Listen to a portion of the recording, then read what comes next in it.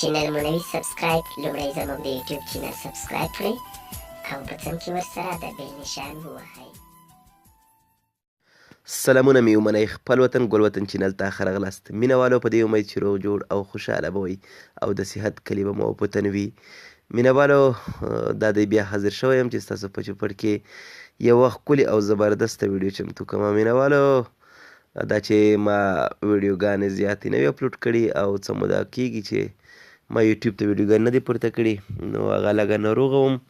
نو مینهوالو په دعاګانو کې مې مه هېروئ، حتما ستاسو دعاګانو ته زه ضرورت لرم او تاسو ماته د جوړتیا دعاګانې وکړئ، زه به تاسو دعاګانې کوم.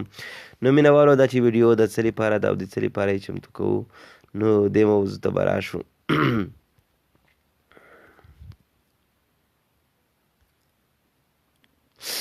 ښه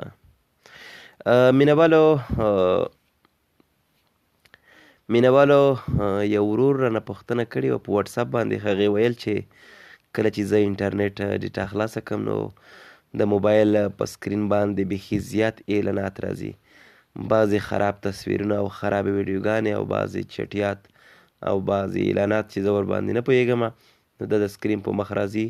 دې سره زه څه وکړم؟ نو د ده پوښتنې په جواب کې به زه ووایم چې د دې اسانه لار ده او د دې حل ډېر اسان دی. نو تاسو به داسې وکئ که ستاسو په موبایل کې ویډمیټ اپلیکیشن انسټال وي هغه له منځه یوسئ او ډیلیټ یې کئ. دا ګورئ زما موبایل کې هم ویډمیټ شته دی، دا ګورئ دا ویډمیټ د زما موبایل کې شته. دا چې کله تاسو په موبایل کې انسټال کړی وي نو تاسو ته به حتما اعلانات راځي. نو که چیرې تاسو دا ډیلیټ کئ نو تاسو ته به بالکل بیا اعلانات نه راځي. نو مینهوالو خدای دې وکړي چې دا پوښتنه تاسو ځواب شوې وي.